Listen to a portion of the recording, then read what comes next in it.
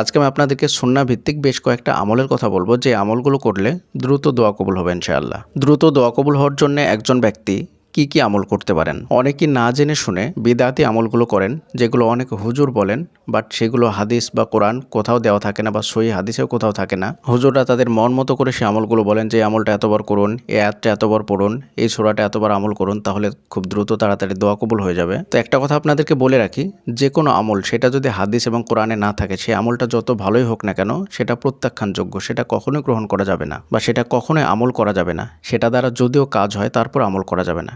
কারণ আমাদের ইসলাম ধর্মের যে বিষয়গুলো আছে, সেগুলো কখন কোনটা কিভাবে করতে হবে, আল্লাহ সুবহানাহু ওয়া তাআলা রাসূল সাল্লাল্লাহু আলাইহি ওয়াসাল্লামের মাধ্যমে আমাদেরকে বলে দিয়েছেন। যেই কথাটা রাসূল সাল্লাল্লাহু আলাইহি ওয়াসাল্লাম বলেননি, সেইটা আপনি যদি আমল করেন, তাহলে আপনি বিদআত করবেন, গুনাহগার হবেন। আর যে ব্যক্তি বিদআত করবে, সেই ব্যক্তি কখনোই জান্নাতে যাবে না। এখন বলবেন যে কাজ তো হয়। হ্যাঁ, কাজ হতেই পারে।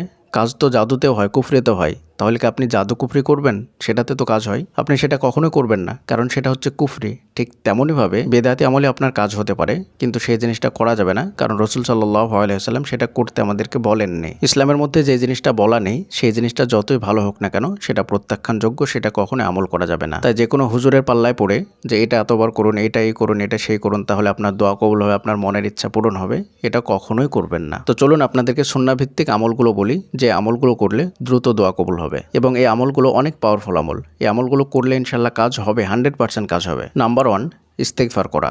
নাম্বার 2, তাহাজ্জুদের সালাত আদায় করা। নাম্বার 3, দরুদ শরীফ পড়া। নাম্বার 4, দোয়া ইউনুস পড়া। এবং নাম্বার 5, লা হাওলা ওয়ালা কুওয়াতা ইল্লা বিল্লাহ পড়া। দ্রুত দোয়া কবুল হওয়ার জন্য এর চাইতে পাওয়ারফুল আমল আর কোথাও নেই। যদি কেউ বলে, তাহলে সে মিথ্যা বলবে। ইস্তেগফার, তাহাজ্জুদ, দরুদ শরীফ, দোয়া ইউনুস, লা হাওলা ওয়ালা কুওয়াতা ইল্লা বিল্লাহ, এই আমলগুলো করুন। এটাই আপনার দোয়া কবুলের জন্য যথেষ্ট হবে ইনশাআল্লাহ। বিদআতি আমল করে দুনিয়া ও আখিরাত হারাতে যাবেন না। যদিও সেটাতে কাজ হয়, দুনিয়াতে হয়তো আপনার সমস্যাটা সমাধান হয়ে গেল, কিন্তু আখিরাতে আল্লাহ সুবহানাহু ওয়া তাআলা অবশ্যই আপনাকে পাকড়াও করবেন।